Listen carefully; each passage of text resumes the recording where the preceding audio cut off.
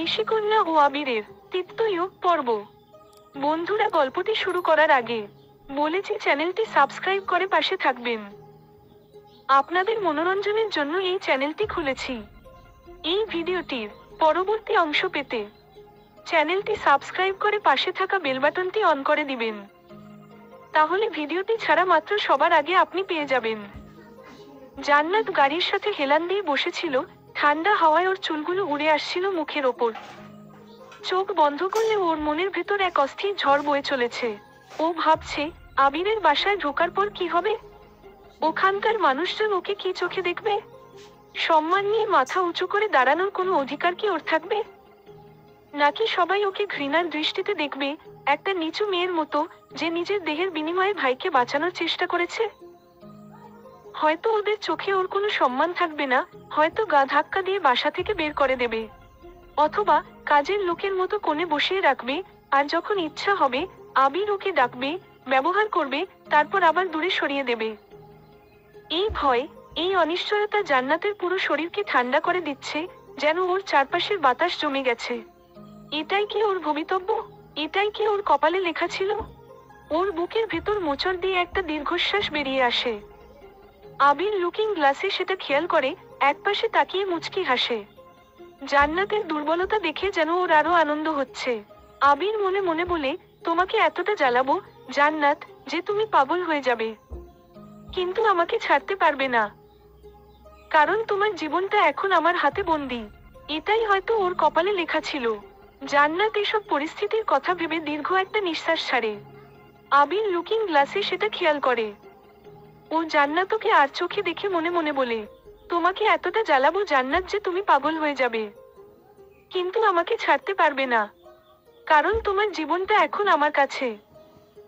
হা হা। আবির জান্নাতকে নিয়ে আর জান্নাত ওর আগের কঠিন জীবন নিয়ে ভাবতে ভাবতে ওরা বাগানে চলে আসে। আবির বাড়ির মেইন ফটকের সামনে এসে গাড়ি থামায়। জান্নাত চোখ মেলে তাকিয়ে গোড়া হয়ে বসে। দারোয়ান দ্রুত গেট খুলে দেয়। আবির বাড়ির ভিতরে গাড়ি নিয়ে ঢুকে। জান্নাত ওর সামনে বিশাল বড় একটা ডুপ্লেক্স বাড়ি দেখে। আধুনিক কারুকার্যে রূপায়িত পুরো বাড়ির সামনেটা। বাড়িটার সামনে আবার একটা বাগান আছে। সেখান থেকে অসম্ভব সুন্দর মিষ্টি একটা ঘ্রাণ এসে জান্নাতের নাকে লাগছে। জান্নাতের খুব ভালো লাগে এই ঘ্রাণটা। ওকে অনেকটা রিফ্রেশ করে দেয়। আবির গাড়ি থামাতেই ওর লোকেরা এসে দ্রুত দরজা খুলে দেয়। ও আর জান্নাত একসাথে গাড়ি থেকে নামে। জান্নাত অবাক পানে আশেপাশে তাকিয়ে দেখছে। এরকম বাসা কিংবা জায়গা ও সিনেমাতেই শুধু দেখেছে, আজ প্রথম নিজের চোখের সামনে দেখছে। আবির গাড়ির চাবিটা ওর লোকদের দিয়ে জান্নাতের কাছে যায়। জান্নাত এক নজর আবিরের দিকে তাকিয়ে মাথা নিচু করে। আবির মুচকি একটা হাসি দিয়ে ওর হাতটা ধরে ওকে নিয়ে বাগানের দিকে হাঁটতে দেয়। জান্নাত বাধ্য মেয়ের মতো আবিরের সাথে যাচ্ছে, তবে ওর মনের অবস্থা খুব খারাপ। একদিকে ভাইয়ের যন্ত্রণা, আর এখন আবিরের পরিবার হয়তো আরেক যন্ত্রণার কারণ হবে। কিন্তু ওকে যে সবটাই মেনে নিতে হবে ভাইকে বাঁচাতে হলে। আবির কড়ি কড়ি টাকা দিচ্ছে ওকে, আর ও এটুকু কষ্ট মেনে নিতে পারবে না। জান্নাত নিজেকে মানসিক এবং শারীরিকভাবে প্রস্তুত করে নেয় আসন্ন ঝড়ের জন্য। ওরা বাসার গেটের কাছে যেতেই একজন বয়স্ক লোককে দেখতে পায়। তার বয়স আনুমানিক 60-এর কাছাকাছি হবে। সে ওদের দেখে বলে, বাবা আসছো? তোমাকে কত কল দিলাম, কই ছিলা? আঙ্কেল, সব বলবো। তার আগে পরিচিত হন। ও হলো এ বাসার নতুন সদস্য, জান্নাত। আজ থেকে এখানেই আমাদের সাথে থাকবে। আসসালামু আলাইকুম। ওয়ালাইকুম আসসালাম মা।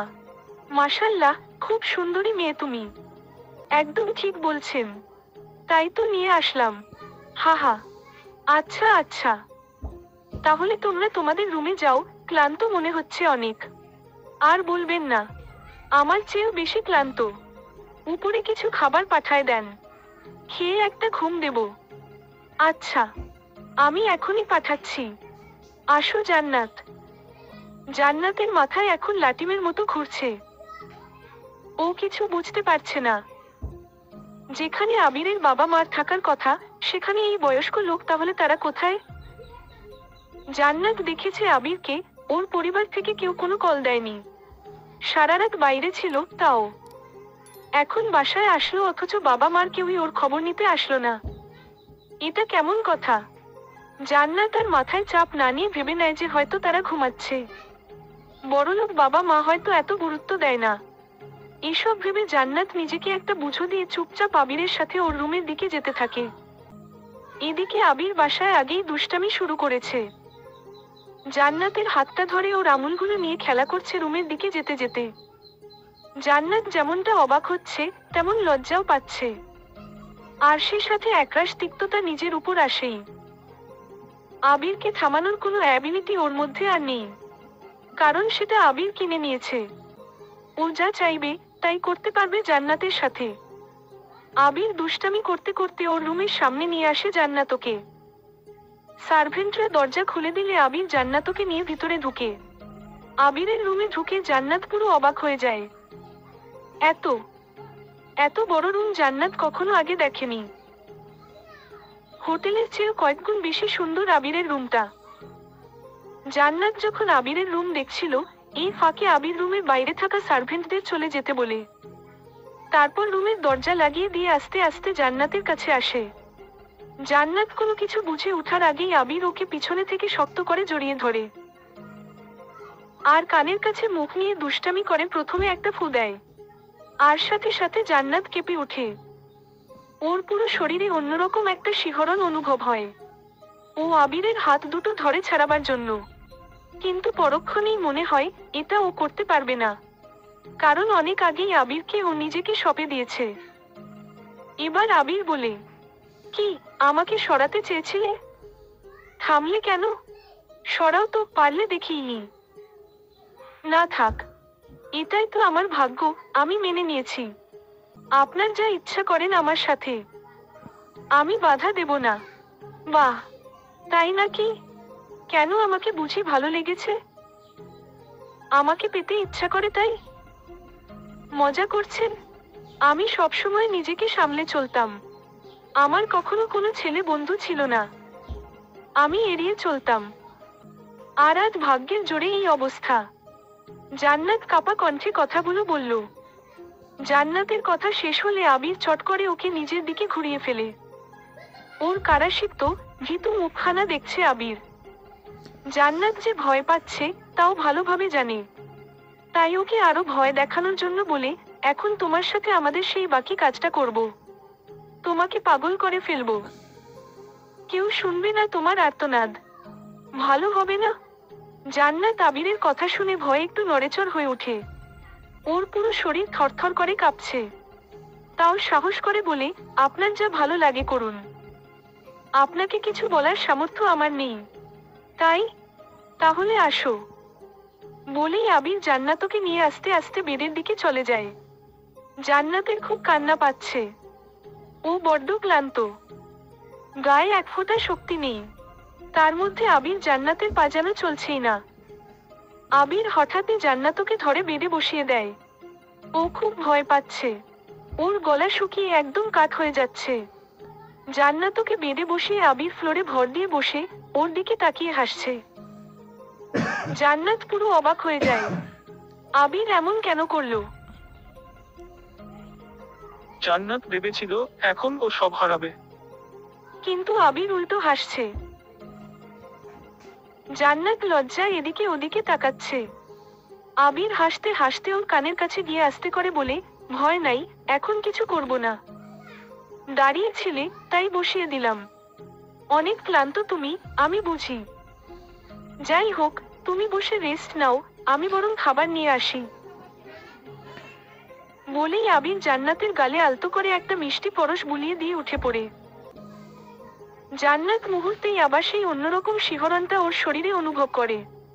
আবিরের স্পর্শ এতটাই পাওয়ারফুল। তবে এখন আবিরের কাণ্ড দেখে ও স্তব্ধ হয়ে আছে। ও রীতিমতো ভাষা হারিয়ে ফেলেছে কথা বলার। আবির উঠতেই খাবার নিয়ে আসে। ও সার্ভেন্টদের কাছ থেকে খাবার নিয়ে রেখে দিয়ে জান্নাতের দিকে তাকিয়ে একটা হাসি দিয়ে খাবারের দিকে চলে যায়। জান্নাতের কেন জানি আবিরকে খুব রহস্যময় লাগে। কি যেন একটা আবিরের মধ্যে আছে। না হলে এভাবে হঠাৎ করে ওর মতো একটা মেয়ে পাহাড় সমান সাহায্য কেন করতে যাবে?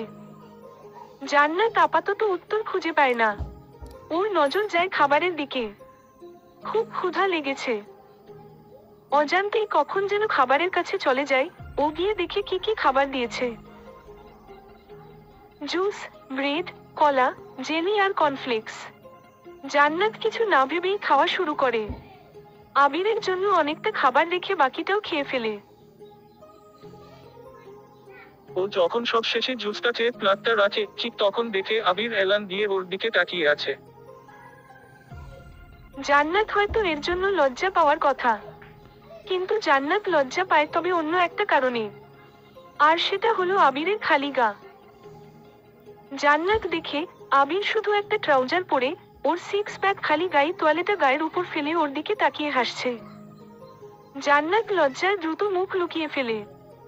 আবির হাসতে হাসতে আলমারির কাছে গিয়ে টি শার্ট বের করতে করতে বলে, লজ্জা পেলে হবে না। এখন থেকে আমাকে এভাবে দেখেই অভ্যস্ত হতে হবে তোমাকে। জান্নাত লজ্জায় লাল হয়ে আছে। আবির জামা পরে জান্নাতের কাছে এসে বলে, যাও এবার তুমি ফ্রেশ হয়ে আবো। আমি খাই, অনেক ক্ষুধা লেগেছে। আচ্ছা বলেই জান্নাত মুখ লুকিয়ে চলে যেতে নিলে আবির খপ করে ওর হাত ধরে টান মেরে বুকের সাথে জড়িয়ে ধরে। জান্নাত আঁতকে ওঠে। ও লজ্জায় মাথা নিচু করে আছে। আবির ওর হাতের তোয়ালেটা ওকে দিয়ে বলে, এটা না নিয়ে কই যাচ্ছিলে? ওহ সরি, খেয়াল ছিল না। তোয়ালেটা নিয়ে। আবির জান্নাতকে ছাড়ে না, ওকে ধরে রাখে। জান্নাত আস্তে করে বলে, ছাড়ুন, না হলে ফ্রেশ হব কিভাবে? একটা শর্তে ছাড়বো। দুষ্টু হাসি দিয়ে, কি শর্ত? চিন্তিত কণ্ঠে। আবির ওর গালটা জান্নাতের কাছে এনে ইশারায় জান্নাতকে বুঝিয়ে দেয় ওকে কি করতে হবে। জান্নাত আবিরের কাণ্ড দেখে ভীষণ লজ্জা পায়। ও মাথা নাড়িয়ে না না করে। আবির গম্ভীর কণ্ঠে বলে উঠে, দিলল্ল। আচ্ছা আচ্ছা, ভীতু স্বরে। আবির আর কিছু বলার আগেই জান্নাত ওর নরম ঠোঁটটা আবিরের গালে বুলিয়ে দেয়। আবির খুব খুশি হয়ে হাসতে হাসতে ওকে ছেড়ে দেয়। আর জান্নাত ছাড়া পেয়ে লজ্জায় দৌড়ে পালায়। সোজা ওয়াশরুমে গিয়ে জোরে জোরে নিঃশ্বাস নিতে থাকে। আবির গতিই অনেক পাজি। অবশ্য জান্নাত যেমনটা ভেবেছিল ঠিক তেমনটা আবির না। আবির কেমন জানি ওকে জাদু করছে। আবির ওকে এত জ্বালাচ্ছে, তা ওর প্রতি কোন বিরক্ত কিংবা রাগ ওর হচ্ছে না, বরং অন্যরকম একটা অনুভূতি কাজ করছে। ও জানে না ওর সাথে এসব কি হচ্ছে। আর আবিরের মূল উদ্দেশ্যই বাকি, তাও ও বুঝতে পারছে না। আবির ওকে আপন করছে না, আবার ছেড়েও দিচ্ছে না। মানে কেমন জানি। জান্নাত আর ভাবতে চায় না। এখন ভাইটার জন্য অনেক চিন্তা হচ্ছে ওর। আজ সন্ধ্যার পর হয়তো ওর ভাইটার অপারেশন করা হবে। জান্নাত দ্রুত ফেল হয়ে এসে দেখে আবিরের খাওয়া দাওয়া শেষ। ও তোয়ালেটা এক জায়গায় রেখে আবিরের দিকে তাকিয়ে দেখে ও বেডে শুয়ে ফোন চালাচ্ছে। জান্নাত এখন একটু ঘুমাতে চায়। ও রুমের মধ্যে একটা বড় সুন্দর সোফা দেখতে পায়। ব্যাস আস্তে করে চুপি চুপি গিয়ে সোফার উপর শুয়ে পড়ে। আর মনে মনে ভাবে, এই কেমন জীবন। সবার জীবনটা কত সুন্দর, স্বচ্ছ হয়, হাসি খুশি আর আনন্দে পরিপূর্ণ থাকে। কিন্তু ওর কপালটাই খারাপ। ছোট ভাইটার যখন 10 বছর তখন ওদের মা মারা যায়। ওর বাবা একাধিক পরিশ্রম করে টাকা আয় করতেন, ওদের পড়ালেখা করাতেন। যেভাবে হোক সংসারটা ভালোই চলতো। কিন্তু দিন যেতে যেতে জান্নাতের বাবা একদিন রাতে ঘুমের মধ্যেই স্ট্রোক করেন। কেউ কিছু বুঝে ওঠার আগেই সব শেষ হয়ে যায়। তখন জান্নাতের বয়স 20 আর ওর ভাইয়ের 15। জান্নাত ভার্সিটি ছেড়ে দিয়ে টিউশনিতে নামে। দিন রাত ছাত্রছাত্রীদের পড়িয়ে যা টাকা আয় করত তা দিয়ে বাসা ভাড়া, খাওয়া এবং ভাইয়ের স্কুলের খরচটা যেত কোন মতে। এভাবে 1 বছর কাটে। কিন্তু গত কয়েকদিন আগে সব কেমন জানি উল্টা পাল্টা হয়ে যায়। জান্নাতের ভাইটা বুকের ব্যথায় অজ্ঞান হয়ে যায়। আর এরপর কি হয় তা তো জানাই। ধীরে ধীরে জমানো টাকা সব শেষ হয়ে যায়। ছাত্রছাত্রীরা পড়া বন্ধ করে দেয়। টাকার অভাবে ওর আদরের ভাইটা ছটফট করতে থাকে। শেষমেশ ভাইয়ের জন্য নিজের দেহটাকে বলি দিয়ে দেয় জান্নাত। কিন্তু হঠাৎ কোথা থেকে যেন আবির এসে ওর জীবনটাকে অন্যরকম করে দিচ্ছে। যা কখনো ভাবেনি, স্বপ্নও দেখেনি, সেসব ওর সাথে হচ্ছে। যার একমাত্র কারণ আবির। জান্নাত যখন আবিরের কথাই ভাবছিল, হঠাৎই ও ফিল করে ওকে কে যেন শক্ত বাহুডোরে তুলে ফেলেছে। জান্নাত তাকিয়ে দেখে আবির। ও পুরো অবাক। কি করছে আবির? ওকে কোলে কেন তুলল?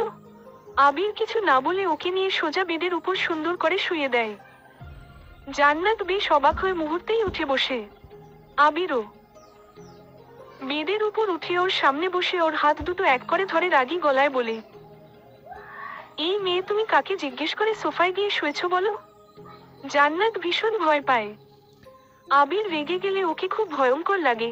জান্নাত আমতা আমতা করে বলে, না মানে খুব ঘুম পাচ্ছিল তাই কিছু না বলেই শুয়ে পড়েছি।